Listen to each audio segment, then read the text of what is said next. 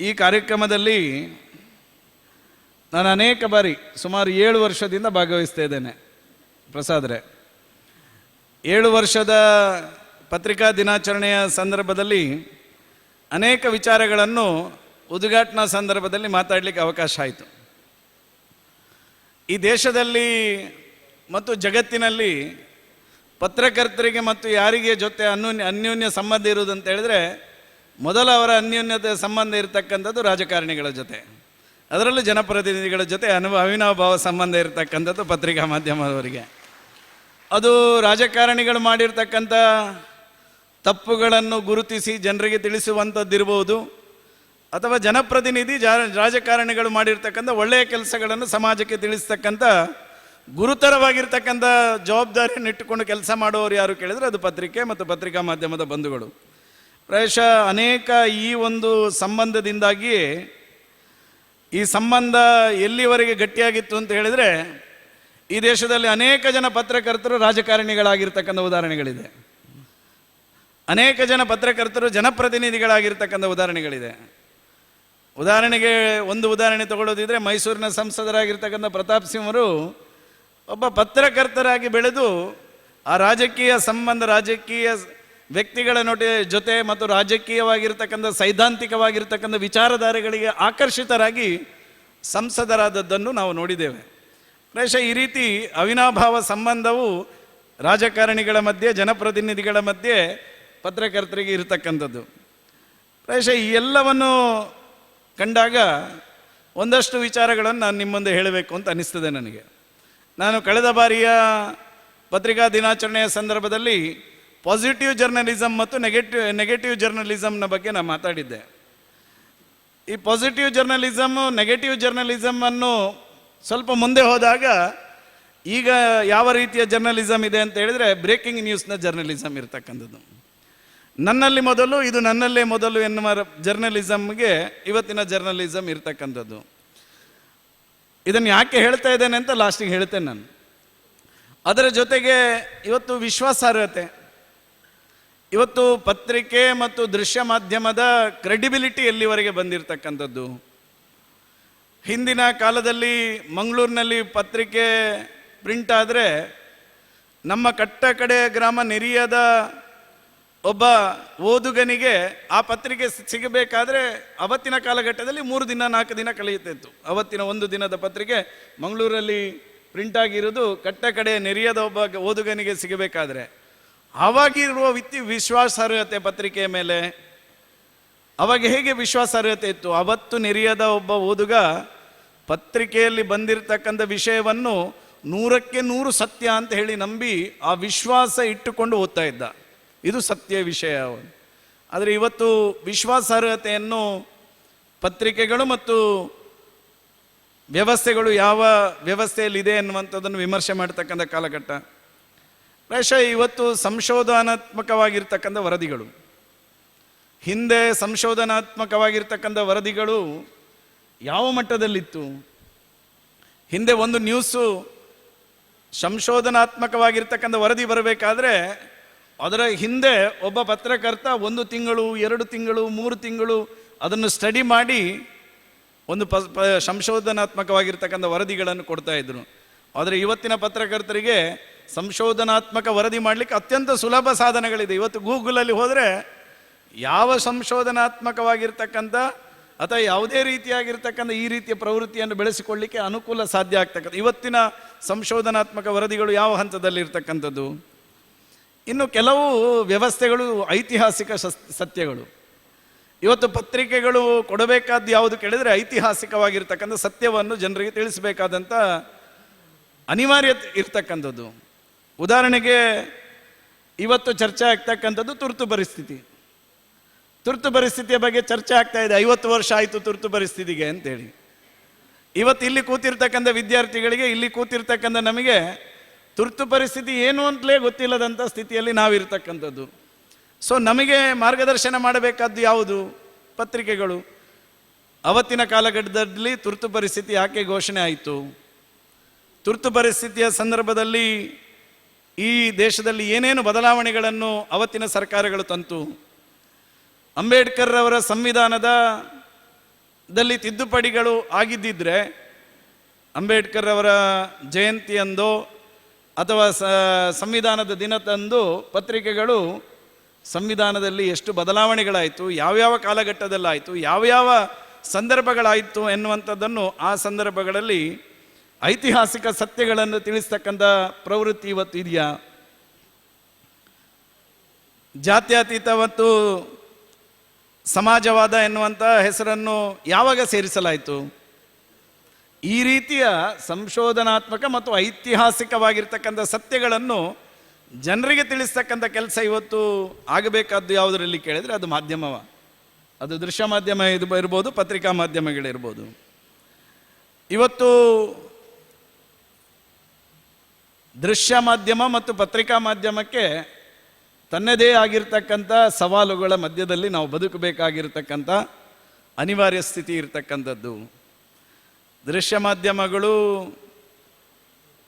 ಮತ್ತು ಪತ್ರಿಕಾ ಮಾಧ್ಯಮಗಳು ಇವತ್ತು ವೆಬ್ ಚಾನೆಲ್ಗಳಿರುವುದರ ಕಾರಣಕ್ಕೋಸ್ಕರ ದೃಶ್ಯ ಮಾಧ್ಯಮಗಳು ಮತ್ತು ವೆಬ್ ಚಾನೆಲ್ಗಳು ಅವರ ಮಧ್ಯದಲ್ಲಿ ಕಾಂಪಿಟಿಷನ್ ಏರ್ಪಟ್ಟಿರ್ತಕ್ಕಂಥದ್ದು. ಪತ್ರಿಕೆಯಲ್ಲಿ ನಾಳೆ ಬರೆಯುವುದಕ್ಕಿಂತ ಮುಂಚೆ ಇವತ್ತು ಫೇಸ್ಬುಕ್ ಇರ್ಬೋದು, ವಾಟ್ಸಪ್ ಇರ್ಬೋದು, ಟ್ವಿಟರ್ ಇರ್ಬೋದು, ಅಥವಾ ಗೂಗಲ್ನಲ್ಲಿರ್ಬೋದು, ಅಥವಾ ಇನ್ಸ್ಟಾಗ್ರಾಮ್, ಯಾವುದರಲ್ಲಾದರೂ ಇವತ್ತು ಬಂದುಬಿಡ್ತದೆ. ಈ ಎಲ್ಲ ಸವಾಲುಗಳ ಮಧ್ಯದಲ್ಲಿ ಇವತ್ತು ಪತ್ರಿಕೆಗೆ ತನ್ನದೇ ಆಗಿರ್ತಕ್ಕಂಥ ಮೌಲ್ಯ ಇದೆ, ತನ್ನದೇ ಆಗಿರ್ತಕ್ಕಂಥ ಘನತೆ ಇದೆ, ತನ್ನದೇ ಆಗಿರ್ತಕ್ಕಂಥ ಸೈದ್ಧಾಂತಿಕವಾಗಿರ್ತಕ್ಕಂಥ ಏನು ಸಂವಿಧಾನದಲ್ಲಿ ಈ ದೇಶದಲ್ಲಿ ಕಾರ್ಯಾಂಗ, ನ್ಯಾಯಾಂಗ, ಶಾಸಕಾಂಗದ ಜೊತೆ ಪತ್ರಿಕಾ ಸ್ವಾತಂತ್ರ್ಯ ಮತ್ತು ಪತ್ರಿಕೋದ್ಯಮವೂ ಸಹ ಸಮಾಜವನ್ನು ತಿದ್ದಿ ಮುನ್ನಡೆಸ್ತಕ್ಕಂಥ ಕಾರ್ಯದಲ್ಲಿರ್ತಕ್ಕಂಥ ಒಂದು ವ್ಯವಸ್ಥೆ. ಪ್ರಾಯಶಃ ಇಂಥ ವ್ಯವಸ್ಥೆಗೆ ಶಕ್ತಿ ತುಂಬತಕ್ಕಂಥ ಕೆಲಸ ಇವತ್ತು ಈ ಪತ್ರಿಕಾ ದಿನಾಚರಣೆಯ ಮೂಲಕ ನಡೆದಿರತಕ್ಕಂಥದ್ದು. ನಾನು ಇಷ್ಟೆಲ್ಲ ವಿಷಯಗಳನ್ನು ಯಾಕೆ ಹೇಳಿದೆ ಅಂತ ಹೇಳಿದರೆ, ಪತ್ರಿಕಾ ದಿನಾಚರಣೆಯನ್ನು ಯಾಕೆ ಪ್ರಾರಂಭ ಮಾಡಿದರು ಅಂತ ಕೇಳಿದರೆ, ಈ ಎಲ್ಲ ಮೌಲ್ಯಗಳು ಅವತ್ತು ಪತ್ರಿಕೆ ಪ್ರಾರಂಭ ಆಗುವ ಸಂದರ್ಭದಲ್ಲಿ ಇತ್ತು. ಪತ್ರಿಕೆ ಪ್ರಾರಂಭ ಆಗಬೇಕಾದ್ರೆ ನಾನು ಹೇಳಿದಿರ್ತಕ್ಕಂಥ ಸಂಶೋಧನಾತ್ಮಕವಾಗಿರ್ತಕ್ಕಂಥ ವರದಿ ಇರ್ಬೋದು, ಐತಿಹಾಸಿಕ ಸತ್ಯವನ್ನು ಹೇಳ್ತಕ್ಕಂಥ ವ್ಯವಸ್ಥೆಗಳಿರ್ಬೋದು, ಈ ಎಲ್ಲವೂ ಪತ್ರಿಕಾ ಪ್ರಾರಂಭದ ದಿನದಲ್ಲಿತ್ತು. ಆ ಇತಿಹಾಸವನ್ನು ನೆನಪಿಟ್ಟುಕೊಂಡು ಮುಂದಿನ ಪೀಳಿಗೆಗೆ ನಾವು ಪತ್ರಿಕಾ ವ್ಯವಸ್ಥೆಯನ್ನು ಮುನ್ನಡೆಸ್ತಕ್ಕಂಥ ವ್ಯವಸ್ಥೆಗಳು ಆಗಬೇಕಾಗಿರ್ತಕ್ಕಂಥದ್ದು. ಇಲ್ಲಿ ಕೂತಿರ್ತಕ್ಕಂಥ ವಿದ್ಯಾರ್ಥಿಗಳಲ್ಲಿ ನನ್ನೊಂದು ಚಿಕ್ಕ ಪ್ರಶ್ನೆ ಇದೆ. ಎಷ್ಟು ಜನ ದಿನ ಪತ್ರಿಕೆ ಓದ್ತೀರಿ? ಒಂದು ಸಲ ಕೈ ಮೇಲೆ ಮಾಡಿ. ಸುಳ್ಳು ಹೇಳಿದರೆ ನಿಮ್ಮ ಟೀಚರ್ಸ್ ಇದ್ದಾರೆ, ಹೇಳ್ತಾರೆ, ಗೊತ್ತಾಗ್ತದೆ. ಇಲ್ಲಿ ಕೂತಿರ್ತಕ್ಕಂಥದ್ರಲ್ಲಿ ಬೆರಳಿನಿಕೆ 15 ಜನ ಪತ್ರಿಕೆ ಓದೋರು. ಯಾಕೆ ಅಂತ ಕೇಳಿದರೆ, ಇವರಿಗೆ ಪತ್ರಿಕೆ ಅಲ್ಲ, ಇವರ ಮೊಬೈಲಲ್ಲಿ ಇವರಿಗೆ ದಿನನಿತ್ಯದ ಅಪ್ಡೇಟ್ಸ್ ಬರ್ತದೆ. ದಿನನಿತ್ಯದ ಅಪ್ಡೇಟ್ಸ್ ಇವರಿಗೆ ತಮ್ಮ ಕೈಯಲ್ಲಿ ಇವತ್ತು ಮೊಬೈಲ್ನಲ್ಲಿ ಸಿಗ್ತದೆ. ಆ ಕಾರಣಕ್ಕೋಸ್ಕರ ಇವತ್ತು ಪತ್ರಿಕೆ ಓದುವಂಥ ಹವ್ಯಾಸ ಇಲ್ಲ. ಸೊ ಇವತ್ತು ಶಾಲೆಗಳಲ್ಲಿ ಇಷ್ಟು ಬೇರೆ ಬೇರೆ ವಿದ್ಯಾಸಂಸ್ಥೆಯವರು ಇಲ್ಲಿದ್ದಾರೆ. ನಾನು ಕಾಲೇಜಿಗೆ ಹೋಗಬೇಕಾದ್ರೆ ಒಂದು ಅವರೇ ಇತ್ತು, ಅಥವಾ ಒಂದು ಊಟದ ಅವಧಿ ಅಥವಾ ಯಾವುದಾದ್ರೂ ಒಂದು ಅವಧಿಯಲ್ಲಿ ಲೈಬ್ರರಿಯಲ್ಲಿ ಕೂತು ಪೇಪರ್ ಆದರೂ ಓದಬೇಕಿತ್ತು. ನನ್ನ ಪ್ರೈಮರಿ ಜೀವನದಲ್ಲಿ ಈಗಲೇ ಇತ್ತು. ಬೆಳಿಗ್ಗೆ ಅಸೆಂಬ್ಲಿ ಆಗಬೇಕಾದ್ರೆ ಒಂದು ದಿನಪತ್ರಿಕೆಯ ಕೆಲವು ಹೆಡ್ಲೈನ್ಸನ್ನು ಓದಲಿಕ್ಕಿತ್ತು. ಒಬ್ಬೊಬ್ಬನಿಗೆ ಜವಾಬ್ದಾರಿ ಇತ್ತು. ಈಗ ಅದು ಪ್ರೈಮರಿಯಲ್ಲಿ ಮಾಡ್ತಾ ಇದ್ದಾರೆ ಇಲ್ವ ಅಂತ ಗೊತ್ತಿಲ್ಲ ನನಗೆ. ಪ್ರಶ್ನೆ ಯಾಕೆಂತ ಹೇಳಿದ್ರೆ, ಅವತ್ತು ಮತ್ತು ಇವತ್ತಿಗೆ ಪತ್ರಿಕಾ ವ್ಯವಸ್ಥೆಯಲ್ಲಿ ಅಷ್ಟು ವ್ಯತ್ಯಾಸಗಳನ್ನು ನಾವು ಇವತ್ತು ಕಾಣ್ತಾ ಇದ್ದೇವೆ. ಭಾಳ ಬೇಸರದ ಒಂದು ಸಂಗತಿಯೂ ಇದೆ. ನಾನು ಪತ್ರಿಕಾ ದಿನಾಚರಣೆ ಈ ಸಂದರ್ಭದಲ್ಲಿ ನಾನು ಹೇಳಬೇಕಾಗ್ತದೆ, ಪತ್ರಿಕೆ ನಡೆಸುವವರು ಪತ್ರಿಕಾ ಧರ್ಮವನ್ನು ಉಳಿಸಿಕೊಂಡಿದ್ದಾರಾ? ಪತ್ರಿಕೆ ನಡೆಸುವವರು ಪತ್ರಿಕಾ ಧರ್ಮವನ್ನು ಉಳಿಸಿಕೊಂಡಿದ್ದಾರಾ? ಅಥವಾ ಪತ್ರಿಕೆ ನಡೆಸುವವರು ಪತ್ರಿಕಾ ಉದ್ಯಮ ಮಾಡ್ತಾ ಇದ್ದಾರಾ? ಪತ್ರಿಕಾ ಉದ್ಯಮಕ್ಕೂ ಮತ್ತು ಪತ್ರಿಕಾ ಧರ್ಮಕ್ಕೂ ವ್ಯತ್ಯಾಸ ಇದೆ. ಈ ವ್ಯತ್ಯಾಸವನ್ನು ತಿಳಿಯದಿದ್ದರೆ ಅದಕ್ಕೆ ಚ್ಯುತಿ ಆಗ್ತದೆ. ಪತ್ರಿಕಾ ಧರ್ಮ ಬೇರೆ, ಪತ್ರಿಕಾ ಉದ್ಯಮ ಬೇರೆ. ಆ ಪತ್ರಿಕಾ ಉದ್ಯಮವು ಪತ್ರಿಕಾ ಧರ್ಮವು ಒಟ್ಟಾದರೆ ಸಮಾಜದಲ್ಲಿ ಅಶಾಂತಿಯನ್ನು ಸೃಷ್ಟಿ ಮಾಡಲಿಕ್ಕೆ ಸಾಧ್ಯ ಆಗ್ತದೆ. ಪ್ರಾಯಶಃ ಇವತ್ತು ಇನ್ನೊಂದು ಬೇಚಾರದ ಸಂಗತಿಯೂ ಇದೆ. ಇದು ಪತ್ರಿಕೆ ನಡೆಸುವವರು RTI ಕಾರ್ಯಕರ್ತರಾಗ್ತಾ ಇದ್ದಾರೆ. ಪತ್ರಿಕೆ ನಡೆಸೋರು RTI ಕಾರ್ಯಕರ್ತರಾದರೆ ಇದರ ಸ್ಥಿತಿ ಭಾಳ ಚಿಂತಾಜನಕ ಸ್ಥಿತಿಗೆ ಹೋಗಲಿಕ್ಕೆ ಸಾಧ್ಯ ಇದೆ.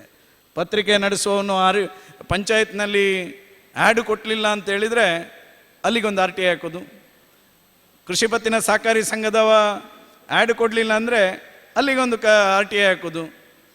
RTI ಕಾರ್ಯಕರ್ತ ಯಾವ ಪತ್ರಿಕೆ ನಡೆಸುವವನು ಆದರೆ ಸಮಾಜಕ್ಕೆ ಗಂಡಾಂತರ ಇದೆ.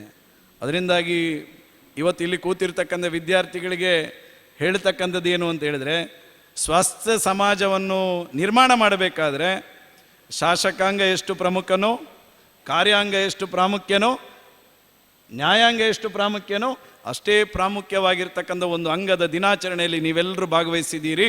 ಅದು ಪತ್ರಿಕಾ ಅಂಗ, ಪತ್ರಿಕೋದ್ಯಮ, ಪತ್ರಿಕಾ ಧರ್ಮವನ್ನು ಇಟ್ಟುಕೊಂಡು ಸಮಾಜದಲ್ಲಿ ಒಳ್ಳೆ ಕೆಲಸ ಮಾಡಿದರೆ ಈ ಸಮಾಜ, ಈ ದೇಶ ಸುಂದರವಾಗಿ ಬೆಳೀಲಿಕ್ಕೆ ಸಾಧ್ಯ ಇದೆ ಎನ್ನುವಂಥದ್ದನ್ನು ಈ ಸಂದರ್ಭದಲ್ಲಿ ಹೇಳ್ತಾ ಬೆಳ್ತಂಗಡಿಯ ಪತ್ರಕರ್ತರಿಗೆ ನಾನು ಶುಭಾಶಯಗಳನ್ನು ತಿಳಿಸ್ತೇನೆ.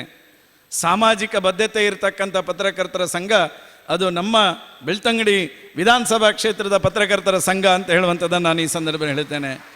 ಯಾಕೆ ಅಂತ ಹೇಳಿದ್ರೆ 7 ವರ್ಷದ ನನ್ನ ಈ ಕ್ಷೇತ್ರದ ಜನಪ್ರತಿನಿಧಿಯಾಗಿ ಪತ್ರಕರ್ತರ ಜೊತೆ ಇದ್ದಂಥ ಸಂಬಂಧಗಳಲ್ಲಿ 2019ಕ್ಕೆ ನೆರೆ ಬಂದಾಗ ನಾವು ಪತ್ರಕರ್ತರು ಮಾತ್ರ ಅಲ್ಲ, ನಾವು ನಮ್ಮ ತಾಲೂಕಿನಲ್ಲಿರ್ತಕ್ಕಂಥ ನೆರೆಯ ಪೀಡಿತ ಬಂಧುಗಳ ಜೊತೆ ನಿಲ್ತೇವೆ ಅಂತ ನಿಂತವರು ಪತ್ರಕರ್ತರು. ಕೊರೋನಾ ಬಂದಾಗ ನಾವು ಕೇವಲ ಪತ್ರಕರ್ತರು ಮಾತ್ರ ಅಲ್ಲ, ಕೊರೋನಾದ ಸಂದರ್ಭದಲ್ಲಿ ಕೊರೋನಾ ಪೀಡಿತ ವ್ಯಕ್ತಿಗಳ ಜೊತೆ ಅವರಿಗೆ ನಾವು ಸಹಕಾರವನ್ನು ಮಾಡ್ತಕ್ಕಂಥ ವ್ಯವಸ್ಥೆಯನ್ನು ಮಾಡ್ತೇವೆ ಎನ್ನುವಂಥ ದೃಷ್ಟಿಯಲ್ಲಿ ನಿಂತವರು ಪತ್ರಕರ್ತರು. ಅನೇಕ ಜನ ತಾಲೂಕಿನ ವಿದ್ಯಾರ್ಥಿಗಳಿಗೆ ಬೇರೆ ಬೇರೆ ವ್ಯವಸ್ಥೆಯಲ್ಲಿ ವಿದ್ಯಾರ್ಥಿ ವೇತನವನ್ನು ಕೊಟ್ಟು ಅವರಿಗೆ ವಿದ್ಯಾರ್ಥಿಗಳ ಜೊತೆಯೂ ಇದೆ ಅಂತ ಹೇಳಿದವರು ಪತ್ರಕರ್ತರು. ಅಶಕ್ತರಿಗೆ ಶಕ್ತಿಯನ್ನು ತುಂಬಿರ್ತಕ್ಕಂಥ ಪತ್ರಕರ್ತರ ಸಂಘ ಅದು ಬೆಳ್ತಂಗಡಿಯ ಪತ್ರಕರ್ತರ ಸಂಘ. ನಿಮ್ಮೆಲ್ಲರ ಪರವಾಗಿ ಪತ್ರಿಕಾ ದಿನಾಚರಣೆಯ ಸಂದರ್ಭದಲ್ಲಿ ಬೆಳ್ತಂಗಡಿ ಪತ್ರಕರ್ತರಿಗೆ, ಬೆಳ್ತಂಗಡಿ ಪತ್ರಕರ್ತರ ಸಂಘಕ್ಕೆ ನಾನು ಹೃತ್ಪೂರ್ವಕವಾಗಿರ್ತಕ್ಕಂಥ ಅಭಿನಂದನೆಗಳನ್ನು ಮತ್ತೊಮ್ಮೆ ಹೇಳಲಿಕ್ಕೂ ನಾನು ಬಹಳ ಸಂತೋಷವನ್ನು ಪಡ್ತೇನೆ. ಎಲ್ಲ ವಿದ್ಯಾರ್ಥಿಗಳ ಹತ್ರ ನನ್ನ ವಿನಂತಿ ಇದೆ, ನಮ್ಮ ಮುಂದಿನ ಸಮಾಜಕ್ಕೆ, ಈ ದೇಶಕ್ಕೋಸ್ಕರ, ಒಳ್ಳೆ ಸ್ವಾಸ್ಥ್ಯ ಸಮಾಜ ನಿರ್ಮಾಣಕ್ಕೋಸ್ಕರ ಪತ್ರಿಕೆಗಳನ್ನು ಓದುವಂತಹ ಪರಿಪಾಠವನ್ನು ನೀವು ದಯವಿಟ್ಟು ಬೆಳೆಸಿಕೊಳ್ಳಬೇಕು. ಆ ಪತ್ರಿಕೆಯನ್ನು ಓದುವಂತಹ ಪರಿಪಾಠವನ್ನು ಮಾಡಿಕೊಂಡ್ರೆ ಅನೇಕ ವ್ಯವಸ್ಥೆಗಳು, ಅನೇಕ ವಿಚಾರಗಳು ನಮಗೆ ಬರಲಿಕ್ಕೆ ಸಾಧ್ಯ ಇದೆ. ಯಾರಾದರೂ ಸ್ಪರ್ಧಾತ್ಮಕ ಪರೀಕ್ಷೆಯನ್ನು ತಗೊಳ್ತೇನೆ ಅಂತ ಹೇಳುವಂಥವ್ರು ಇದ್ದರೆ ಅಂಥವರು ಖಂಡಿತ ಪೇಪರನ್ನು ಓದ್ತೀರಿ. ಯಾಕಂತ ಹೇಳಿದ್ರೆ ಸ್ಪರ್ಧಾತ್ಮಕ ಪರೀಕ್ಷೆ, ನಾಳೆ IAS ಎಕ್ಸಾಮ್ ಕೂತ್ಕೊಳ್ತೇನೆ ಅಥವಾ ನಾಳೆ ನಾನು KS ಬರೀತೇನೆ ಅಂತ ಇದ್ದವರು ಯಾವತ್ತೋ ಒಂದು ದಿನ ಹೋಗಿ ಪುಸ್ತಕವನ್ನು ಓದಿ ಸ್ಪರ್ಧಾತ್ಮಕ ಪರೀಕ್ಷೆಯಲ್ಲಿ ನೀವು ಉತ್ತೀರ್ಣರಾಗಲಿಕ್ಕೆ ಆಗುವುದಿಲ್ಲ. ಇವತ್ತಿನ ಅನೇಕ ವಿಚಾರಗಳನ್ನು, ನೀವು ಪತ್ರಿಕೆಯಲ್ಲಿ ಬಂದ ವಿಚಾರಗಳನ್ನು ಅಂಡರ್ಲೈನ್ ಮಾಡಿಕೊಂಡು ಇನ್ನೊಂದು ಪುಸ್ತಕದಲ್ಲಿ ಬರೆದಿಟ್ಟುಕೊಳ್ಳುವಂಥ ಪ್ರವೃತ್ತಿಯನ್ನು ಬೆಳೆಸಿಕೊಂಡ್ರೆ ಖಂಡಿತ ನೀವು ಇಲ್ಲಿ ಕೂತಿರ್ತಕ್ಕಂಥ ಒಂದಷ್ಟು ವಿದ್ಯಾರ್ಥಿಗಳು ನಾಳೆ ಮಂಗಳೂರಿಗೆ DC ಆಗಿ ಬರ್ಬೋದು, ಮಂಗಳೂರಿಗೆ SP ಆಗಿ ಬರ್ಬೋದು, ಬೆಳ್ತಂಗಡಿಗೆ ತಹಶೀಲ್ದಾರರಾಗಿ ಬರ್ಬೋದು. ಆ ಕಾರಣಕ್ಕೋಸ್ಕರ ಪತ್ರಿಕೆ ಕೇವಲ ಇನ್ಫಾರ್ಮೇಷನ್ ಮಾತ್ರ ಅಲ್ಲ, ನಮ್ಮ ಜೀವನಕ್ಕೆ ಶಕ್ತಿ ಆಗ್ತಕ್ಕಂಥ, ನಮ್ಮನ್ನು ಇನ್ನೊಂದು ಹಂತಕ್ಕೆ ಏರಿಸ್ತಕ್ಕಂಥ ನಿಟ್ಟಿನ ಸಾಮರ್ಥ್ಯ ಈ ಪತ್ರಿಕಾ ವ್ಯವಸ್ಥೆಯಲ್ಲಿ ಇದೆ ಎನ್ನುವಂಥದ್ದನ್ನು ಈ ಸಂದರ್ಭದಲ್ಲಿ ಮತ್ತೊಮ್ಮೆ ಹೇಳ್ತಾ, ಮತ್ತೊಮ್ಮೆ ಎಲ್ರಿಗೂ